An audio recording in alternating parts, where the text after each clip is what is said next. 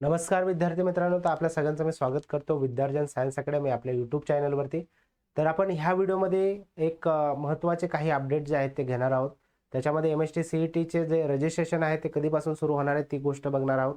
त्यानंतर त्याकरता कुठले कुठले डॉक्युमेंट लागणार आहेत ते बघणार आहोत. रजिस्ट्रेशनचा पिरियड तुमचा काय राहणार आहे ते सुद्धा बघणार आहोत. त्याच्यानंतर डॉक्युमेंट्समध्ये नेमकं कुठल्या कुठल्या गोष्टी सध्याला असणं आवश्यक आहे किंवा नंतर कुठल्या गोष्टी लागतात, या सगळ्या गोष्टींचा आढावा जो आहे तो आपण घेणार आहोत ह्या व्हिडिओच्या माध्यमातून. त्यामुळे हा व्हिडिओ जो आहे तो सर्वांनी शेवटपर्यंत बघणं गरजेचं आहे. तर तुम्हाला मागं दिसतंय CET सेलची जी ऑफिशियल वेबसाईट आहे ती दिसते. त्याच्यावर सध्या तरी कुठल्याही पद्धतीचं नोटिफिकेशन अजून तरी आलेलं नाही आहे. त्यामुळे आपण एक जी बातमी आहे आपल्याकडे लोकसत्ताची, त्यानुसार आपल्याला दिसतंय की डिसेंबर अखेरीसपासून जे आहे ते रजिस्ट्रेशन सुरू होणार आहे CETचं. आता त्याच्यामध्ये एक महत्त्वाचं त्याच्यावरती एक बातमी दिसते तुम्हाला की CET रजिस्ट्रेशनसाठी तुम्हाला अपर ID जो आहे तो बंधनकारक असणार आहे. हा अपर ID असतो स्टुडंट रजिस्ट्रेशन नंबर. हा स्टुडंट रजिस्ट्रेशन नंबर जो आहे तो कसा काढायचा ह्याचा व्हिडिओ जो आहे तो आपल्या यूट्यूब चॅनलवर उपलब्ध आहे. तिथं जाऊन तो तुम्ही व्यवस्थित बघून तुमचा स्टुडंट ID जो आहे तो काढून घ्या.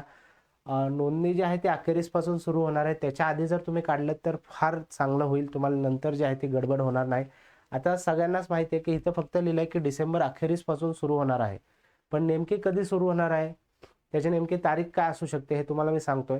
ह्याच्यासाठी मी संदर्भ जो आहे तो वापरतोय गेल्या वर्षीचं जे नोटिफिकेशन आहे त्याचा. त्यानुसार आपण बघूया की जे नोटिफिकेशन गेल्या वर्षी आलं होतं त्यानुसार तारीख जी आहे ती 30 डिसेंबर 2024 ते 15 फेब्रुवारी 2025. म्हणजे ह्या नोटिफिकेशननुसार जर आपण पाहिलं तर डिसेंबरच्या अखेरीस म्हणजे 31 डिसेंबरच्या आधीची जी तारीख आहे 30 डिसेंबर, त्या दिवसापासून जे तुमची नोंदणी चालू होईल म्हणजे रजिस्ट्रेशन जे चालू होईल ते चालतं 15 फेब्रुवारीपर्यंत. जवळजवळ 45 दिवसांचा टाइम पिरियड जो आहे तो तुम्हाला भेटतो रजिस्ट्रेशनसाठी. त्याच्यानंतर रजिस्ट्रेशन सुरू असताना त्याच्यानंतर तुम्हाला लेट फीचे पण काही ऑप्शन दिलेले आहेत.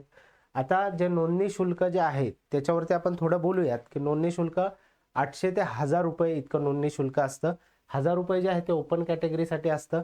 पण त्याच्यामध्ये सुद्धा काही चेंजेस जे होण्याची शक्यता आहे ह्या वर्षीपासून. आपल्याकडे ही जी बातमी आहे त्यानुसार त्याच्यामध्ये जवळजवळ 250 रुपयाची वाढ होण्याची शक्यता आहे. त्यामुळे पालकांनी ती सुद्धा तयारी ठेवली पाहिजे की 250 रुपयाची वाढ होणार आहे. त्यामुळे थोडीशी चाळणी जी आहे ती पालकांच्या खिशाला ह्या परीक्षेच्या नोंदणीसाठी लागू शकते. आता पुढचं आपण बघूयात की ह्याचं रजिस्ट्रेशन सुरू होईल 30 पासून ते 15 फेब्रुवारीपर्यंत चालेल. नोंदणी शुल्क तुमचं जवळजवळ 1200 पर्यंत जाण्याची शक्यता आहे. म्हणजे 1250 इतकं नोंदणी शुल्क होणार आहे. ओपनचे जे विद्यार्थी आहेत त्याकरता असेल ते. त्याच्यानंतर समजा तुम्ही लेट फॉर्म जर भरत असाल 16 फेब्रुवारी ते 22 फेब्रुवारी, तर तुम्हाला एक्स्ट्रा 500 रुपयाचं जे आहे ते लेट फी जी आहे ती चार्ज केली जाईल. ही सगळ्यांसाठी जी आहे ती सारखीच असणार आहे. त्याच्यानंतर पेमेंट जे आहे ते ऑनलाईन मोडच तुम्हाला करता येणार आहे 23 फेब्रुवारीपर्यंत. त्याच्यानंतर ॲडमिट कार्ड जे आहे ते तुम्हाला नंतर सांगितलं जाईल. इथं सुद्धा तसं कुठलीही तारीख जी आहे ते डिक्लेअर केलेली नाही आहे. त्यामुळे जर आपण ह्या नोटिफिकेशनचा संदर्भ जर आपण लक्षात घेतला तर आपल्याकडं रजिस्ट्रेशनसाठी टाईम असणार आहे जवळजवळ 45 दिवसाचा विदाऊट लेट फी.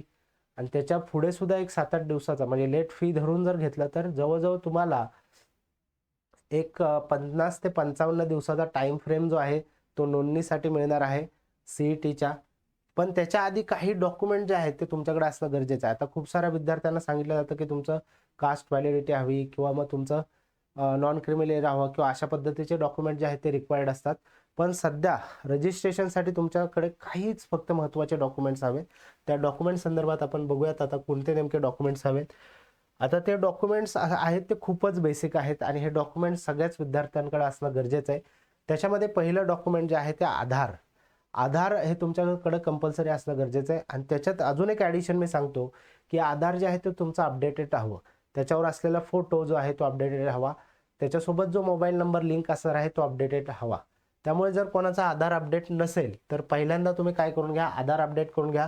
त्याला कोणचा मोबाईल नंबर सुरू असलेला कुठला तरी मोबाईल नंबर जो आहे तो लिंक असणं गरजेचं आहे. त्यामुळे ही गोष्ट फार महत्त्वाची आहे.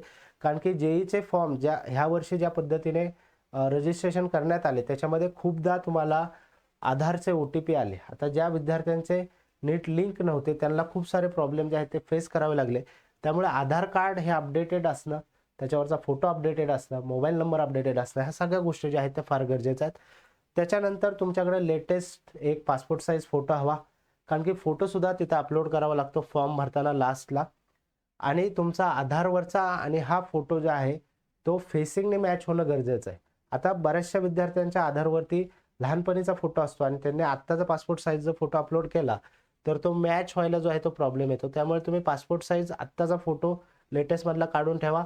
त्याचबरोबर आधारसुद्धा अपडेट करून ठेवा, त्याच्यावरचा फोटो अपडेट करून घ्या. त्यानंतर साईन एक लागते तुम्हाला, साईनसुद्धा काढून व्यवस्थित फोटो ज्या पद्धतीने समजा 10 KB ते 50 KB या फॉर्मॅटमध्ये तुम्ही एक रेडी करून ठेवू शकता साईन तुमची. त्यानंतर एक महत्त्वाचं डॉक्युमेंट लागतं ते म्हणजे 10वीची मार्कशीट किंवा 10वीचं सर्टिफिकेट. आता बऱ्याचशा विद्यार्थ्यांना कन्फ्युजन असतं की सर्टिफिकेट म्हणजे नेमकं काय. तर 10वीची एक्झाम जेव्हा संपते तेव्हा बोर्डाकडून जेव्हा तुम्हाला फायनल दिलं जातं ते मार्कशीट दिलं जातं आणि त्याच्या काही दिवसांनी जे आहे ते तुम्हाला शाळेमध्ये बोर्ड सर्टिफिकेट दिलं जातं. ते सर्टिफिकेट तुम्ही कलेक्ट केलं नसेल तर कॉलेजमध्ये जाऊन कलेक्ट करून घ्या. ते सुद्धा अपडेट म्हणजे अपलोड केलं चालतं किंवा मार्कशीट सुद्धा अपलोड केली तर चालते. तर हे काही महत्त्वाचे डॉक्युमेंट्स आहेत ते तुमच्याकडे असणं गरजेचंच आहे. आणि सगळ्यांनाच माहिती आहे की CETची जी परीक्षा आहे ती तुम्हाला इंजिनिअरिंगच्या ॲडमिशनसाठी फारच महत्त्वाची आहे. त्यामुळे हे सगळे डॉक्युमेंट्स, हे सगळं तयारी जी आहे ती तुमची असणं गरजेचं आहे. कारण की रजिस्ट्रेशन जे आहे ते सुरू व्हायला अवघे काही दिवस बाकी आहेत.